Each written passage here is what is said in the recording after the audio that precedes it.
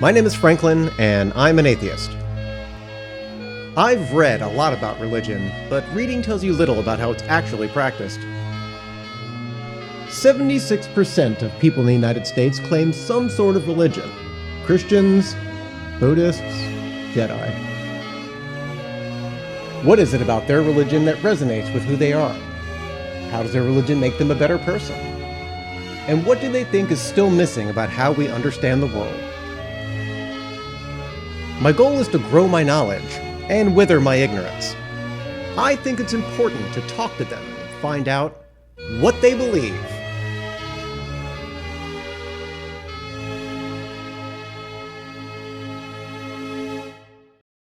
Does Amanda Morris worship Satan? We're not Satanists, and most of us don't believe in Satan. Satan is a Christian thing, and we're not Christians. Miss Amanda is an ordained minister and a Neo-Pagan high priestess with Gaia's Circle, and she's associated with the Triangle Area Pagan Alliance. I really wanted to show everyone a ceremony or celebration. However, members of the group were not unanimously in favor of that, which is understandable given our conversation later. Amanda was very nice, and she invited me to her home for a chat. We're not talking about the 8th Ultima game, but we are talking about Neo-Pagans. Hello everyone, I am here with Amanda Morris, I'm going to say pagan, and I'm going to let her clear that up, exactly what that means. Paganism is as I understand it, a fairly large umbrella that covers everything from worshipping Zeus to just nature spirits or being a Wicca. How would you classify yourself? So I'm going to start big Sure. and go down. So paganism is also known as Neo-Paganism, which means new paganism, or contemporary paganism is an umbrella term that has a lot of different religions and practices underneath it. It's akin to like Christian with Methodist and Baptist and Pentecostal and all those things underneath it. And then there's some kind of on the fringes that like kind of get like classified as pagan that they may or may not consider themselves pagan. So I am a pagan, which means that I worship in the old ways with old gods. Some people call us an earth-based religion. So reverence and worship of the earth. That could be like Mother Nature or like the physical earth that we're upon. So I have training in what I would call Neo-Wicca. So I'm going to get a little nitpicky again. Sure. So Wicca often gets confused with paganism. Wicca is a type of paganism, and it has roots in the 1930s, 40s, 50s, when witchcraft laws were repealed in the UK, and a bunch of people came forward and said, we're witches, and we do this thing called Wicca. I'm not a scholar on that, and I've read a lot of books on this, and they all kind of have their own little twist. So I'm Neo-Wiccan because even though I have initiations and trainings, I can't trace my lineage officially to those people. So what happened in the 70s and 80s is a lot of books were released that were taking kind of these secret traditions and releasing them in a very distilled, watered-down version to the public. So my initiations are people who are part of that movement. And so there are some people who can trace their lineage, many generations, to ancient covens allegedly in the British forests. I don't do that. I can trace my lineage to West Texas. Okay. So I'm Neo-Wiccan. I also consider myself an animist, which means that I believe everything has a spirit. So the trees have a spirit, and my car has a spirit, and nature has a spirit. Okay, I was like, so including non-living things, like a rock would have a spirit. Yeah. Okay. Yeah. Japanese Shinto religion practices animism. You see it a lot in like Eastern traditions, where there's like a little, or in like Slavic traditions, it's really common too, where like there's a spirit of the hearth. And so when you bake bread or cook your meals, you have to give a little offering to the hearth spirit. The ancient Romans had a goddess of the sewers. And so when you use the sewers, you gave like offerings, and like when there were issues with the sewers, you needed to appease the sewer goddess or the sewer spirit. Some people, I'm going to make a segue off of animism, some people talk about being pantheist or panentheist, which is, panentheism is that everything is God. And so like you would be God, I would be God, this tree would be God, this land would be God, like that it's not just that we have a spark of the divine within us, but that we are ourselves divine beings. So that's a lot. So I'm a pagan, I'm a Wiccan-ish, I'm a Gnostic, I'm an animist. It depends on which crowd I'm in. Scientists have said that 99% of all species that have ever lived are extinct. And they have to extrapolate out from that because the fossil record obviously doesn't show all of those different species. And because they're lost, we actually don't know what they were at all. For neo-paganism, that's, or even pagan reconstructionism, that would be trying to recreate something that's lost. How would you know at all if you're being accurate? Yeah, so we ask ourselves that question constantly, all the time. So what we see is people who kind of fully embrace being contemporary pagans. We are creating this religion, and in a lot of ways, neo-paganism is a new religion. We've really only been doing this since like the 40s or 50s. We have roots in what we call like the old ways or the old gods, but like a lot of that stuff just lost. It's further complicated that a lot of our stuff is translated and preserved by Christians. So a lot of Irish stuff specifically was preserved by Irish monasteries, translated by Christian monks. So we have 2,000 years of our history being preserved and written by Christians. And as I understand it, pagan originally was kind of an insult. It was basically Christians talking about people who had their old traditions or worshiping their old gods, or just basically not Christians. Yes. So pagan is a Latin word, and it means kind of like country bumpkin or a rube. And so what happened with Christianity is that it was kind of a cosmopolitan city religion. That so the Romans loved their cults, their cultists. And Christianity started as like a Roman cult, like another mystery tradition. Yes. And it caught on in the cities before the countryside. So the pagans were just a word for like country dweller that kind of became used to talk about anyone who hadn't converted to Christianity yet. And if I'm right, and if I'm wrong, the scroll will correct me. Heathen originally meant people who from the heaths. It actually was basically just like pagan, like people from the out in the rural areas. Yep, it's kind of the same type of idea behind that. I've been recently introduced to a term that I really enjoyed, and that was the term the broom closet. And that's for pagans of all stripes that don't like to necessarily be open about their beliefs in front of people who don't share those beliefs. Growing up in the 80s, I heard a lot about Satan worshippers. And yeah. Certainly have. Speak a little bit about that if you have any personal experiences with that, or if you can share someone else's story, but leave out their name. So yeah, the broom closet, we're kind of stealing that from the LGBTQ community, which some people say is problematic. Just putting that disclaimer out there. But it's the idea of that like you practice and I worship in private.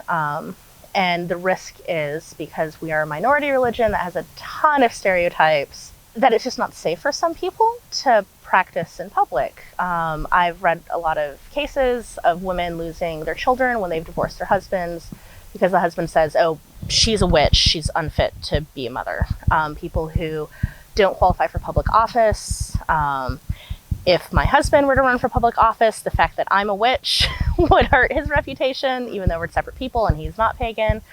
Well, for example, when I had mentioned to my group that I would be doing this interview, if anyone else would be interested, if you can attend a public ritual, I got a lot of negative energy about it, which surprised me. I am very open. I live openly on purpose. I have the privilege that I can be open, and part of the work I do is education and having a public face and being a professional and a kind person to spread education to like hospitals or businesses or the community. We get a lot of students. So I chose on purpose that I would be openly pagan out of the broom closet. I understand that some, and I'm going to keep time to say under the pagan umbrella, don't like the term religion for paganism or its different types of paganism. Some people call it disorganized religion. So I'm a clergy person. I have an ordination. I'm a minister. I'm also an initiated high priestess. And so this means that for my ordination, I trained with a bishop. I mentored with a bishop who's part of the progressive Christian movement. And then I've had a number of pagan teachers who have initiated me. I've gone through a lot of training for this. I've been doing this for a while. It's my life. Like, I have my job, but this is my life. This is my life's work. I am a minister in a religion. And I try to be really empathetic to those who have a lot of baggage from organized religion. Most of us in paganism are converts. This is a religion of converts. I personally am a little tired of that resistance to organization and calling us a religion. We're not a unified religion, because I'd mentioned my heathens. We do different things personally, but we still come together in fellowship and community. I think that resistance to structure really puts us at a disadvantage as a community. I'm a little tired of people who kind of get stuck on that. One of the most intriguing things when it comes to religion is the concept of an afterlife. Do you have a concept of an afterlife? Is there a good and a bad place, if I can quote a TV show? Wow, that is a big question. Okay, within Neo-Paganism, a lot of us have the idea of what we call like the Summerlands, a nice place that you go when you join your family and you get a rest and it's lovely and beautiful. I don't know anyone who has a concept of a bad place or of a hell. In like ancient Greek religion and even Norse religion is kind of the boring place. So in ancient Greece, if you're a hero or you lived a wonderful life, you can go to like the Elysium Field? Is that what that was called? Yeah. Okay. These beautiful fields of flowers, and it's wonderful. Like a beautiful, fragrant, lovely place. Most people just kind of went to a place and it was kind of really boring. In the Odyssey. In the Odyssey, Ulysses goes to the underworld, or Odysseus goes to the underworld, and he meets up with all of his comrades from the Trojan War. And they're like, this is terrible, don't ever die, it sucks. It's boring. And I hate to say what I believe because I don't know. Like, that's the thing, is I just don't know. Beliefs is not necessarily the same as knowledge. I think some of us might stick around here and have work to finish here. Parts of us, part of me might pass on and go to a lovely place or go to whatever the next thing part of me needs to do. A lot of us believe in reincarnation, which I don't think is Amanda will come back as Amanda. I think that's pieces of Amanda will be reincarnated in pieces of others and kind of continue that little pieces of each other all connecting. It's a very possible scenario that I just die and I join the earth and my physical pieces will just become physical pieces of literal other physical things. This is kind of the big question of religions, is what happens when we die. And every religion has it very different with some similarities. This is just like existentialism. This is like human life is trying to figure out and answer this question that I think is unanswerable. So we have all of these rituals kind of built up on like that fear of impermanence, and then rituals that create a sense of permanence. I don't know what's going to happen.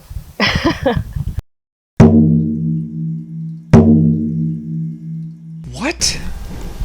We're not doing that bit. It has nothing to do with this. I knew that the solstice and the equinox were very important. I didn't know that there were 2 in between those and 4 in between those. So there are 8 sabbats. Is that what they're called? Sabbats. Sabbats. So can you explain anything about those 8 sabbats? I only know the 2. Yeah. So this is contemporary. People talk about like our ancestors celebrating the wheel of the year. They celebrated high points, usually connected to either agriculture or astrology. They did not celebrate an 8-wheel high day cycle. That's very contemporary. So I'm going to go through the wheel, if that's okay. Sure. So let's start at the solstice, the winter solstice. Okay. So we all know Christmas, and the solstice starts at that time of year. So that was a very magical time for many religions. Like, there's a ton of wonderful Christmas lore that is totally pagan. Like, pretty much everything we do with Christmas is pagan, even the whole Jesus thing, as like a dying, resurrecting savior god. So that's the winter solstice. It's the shortest day and the longest night. And so that one is an astrological holiday. And then we transition to Inbolc, which is also called Candlemas in like the Christian tradition, but it has roots in Inbolc, which is an Irish cross-quarter day. And so that's The cross-quarter day is between the solstice and the equinox, and that is the last winter holiday and the first spring holiday. So we have a little transition here. So that's celebrated in February, and it's Groundhog's Day. And then we transition to the vernal equinox, the spring equinox, which is in May. And so that's the middle of spring. And on our calendar, it's the first day of spring. But agriculturally and astrologically, it's mid-spring. And so that's when we have like flowers and renewal. A lot of those Easter things are also pagan things. Easter and Ostara are etymologically related to a Germanic goddess whose name I cannot pronounce, Ostra, but she was a goddess of the dawn and new beginnings. We transition to Beltane, or May Day, which is between equinox and solstice. And that's the last spring holiday, first summer holiday. So the movie The Wicker Man, not the Nick Cage version, but like the classic version, is just all about Beltane. And I love folklore and stuff. So if you've seen that, a lot of that stuff is actually accurate, but also we don't do the thing that happens in The Wicker Man. We don't do that. But by the thing, you mean the tremendous overacting by Nicolas Cage? We don't do that. We don't do that. He literally punches a woman in a bear costume. Yes. The pagan stuff in the Nick Cage version is actually really interesting. It's like a contemporary goddess worship matriarchal culture. Anyway, the Celts had 2 seasons. They had summer and winter, and that was it. Okay. And so Beltane marked the end of winter. And that's when it was warm enough for you to take the livestock out into the mountains and into the forest to graze for the summer. Beltane's a ton of fun. We have maypoles, we have fire, we have all night of like singing and dancing and drumming and drinking, and it's just lovely. Like, it's just so much fun. And then we're going into summer. So midsummer is the summer solstice. We call it midsummer because it's the middle of the summer holidays, but on our calendars it says the first day of summer. And that is the shortest night and the longest day. So that's what we call the light half of the year, because that's when there's more sun than there is night. And you transition to Lunasa, or Lunasa, or Lammas, or Loafmas, which is the beginning of August. So it's another cross-quarter day that we just kind of squeezed in there. And that is in August, and that's devoted to the Irish god Lu. It was in celebration of funeral games for his foster mother. So the Irish love games and competition. And so it's the first of the harvest festivals, and the first ritual, or the first high day for the dark half of the year, as we're transitioning into autumn and winter. Then we transition to Mabon, which is a completely made-up holiday. So there was no ancient Celtic festival of Mabon, but we know that around this time of year, of September and October time, is there were a ton of harvest holidays. And so the folks who created the contemporary wheel of the year were like, well, we need something here. So we're going to make this loose connection between a Celtic Welsh god and call the holiday after him. But really, it's just like, it's a harvest festival. And then we transition to, in October, Samhain, or it's spelled Samhain. It's Irish. Samhain, Samhain, Sawain. So I just say Samhain because that's how I was trained. But that's Halloween, basically. That was the end of summer, beginning of winter. So you did all these rituals to close out the old year. So Samhain is our new year, basically. And it's Halloween, which is fun and spooky and like beloved by many and feared by many. And then you transition back to Yule, or the winter solstice, again in December, which is a solar holiday. So that's the wheel, roughly, is following the stars and following agriculture. And then also some UPG, some generous UPG in there. Okay. All right, well, I'd like to thank Miss Amanda for joining me and talking with me here today, and stay tuned for 2 things. In 1949, Sir Fred Hoyle was being interviewed on the BBC about his theory of the universe. He believed that the universe's density remained the same, even though the universe was expanding, because matter was being continually created. He was quoted in that BBC interview as saying this: We now come to the question of applying the observational tests to earlier theories. These theories were based on the hypothesis that all of the matter in the universe was created in one Big Bang at a particular time in the remote past. So that's where we get the name from. We all call it the Big Bang Theory because it was derisively named that by someone who hated that theory. I would like to blame him for that TV show, though. This is my new bookshelf. The others were full. I moved a couple of books here so that I can discuss something. I've read books by Pat Buchanan, and I'm not a Republican. I've also read books by Noam Chomsky, and I'm not an anarcho-syndicalist. I've read conspiracy books about 9/11 or the Jesuits. I've even read the Satanic Bible. My point is, I know I'm not those things because I've examined them. I've read the book. Now, I'm not a fan of Herbert Spencer, but he did coin a phrase I rather like, and that's contempt prior to examination. It really is something everyone should avoid. Thanks for watching, and may the road rise with you.